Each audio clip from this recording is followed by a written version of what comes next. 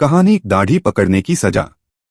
बादशाह अकबर एक दिन दरबार में पधारे और सिंहासन पर विराजमान होते ही उन्होंने दरबारियों से कहा, आज एक शख्स ने मेरी दाढ़ी खींची है, कहिए मैं उसे क्या सजा दूं?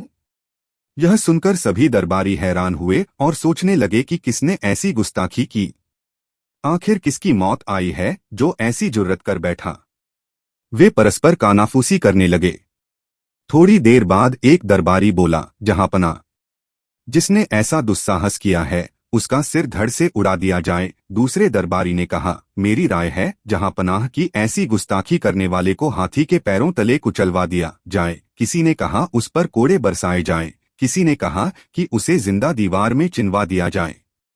जितने दरबारी उतनी तरह की बातें, तरह तरह की सजाएं सुझाई गईं। उनकी बातें सुनकर बादशाह ऊब गए।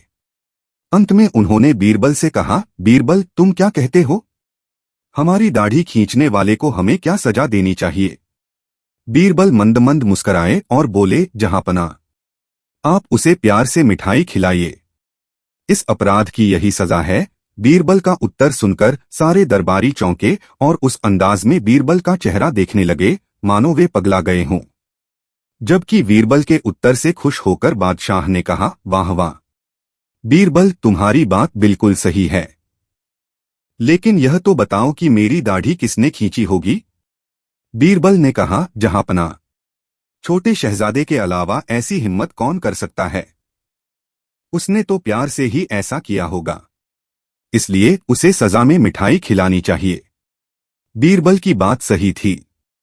आज सुबह शहजादा बादशाह की गोद में बैठा था। खेलते खेलते उसने बादशाह की दाढ़ी खींची थी। चतुर बीरबल के जवाब से बादशाह खुश हुए। अन्य सभी दरबारियों के सिर शर्म से झुक गए, जो इतना भी नहीं सोच पाए कि बाहर का कोई शख्स भला बादशाह की दाढ़ी कैसे खींच सकता है। वीडियो अच्छी लगी है तो लाइक करें। ऐसी ही अन्य प्रेरणादायक हिंदी कहानी देखने के लिए हमारे चैनल को सब्सक्राइब करें।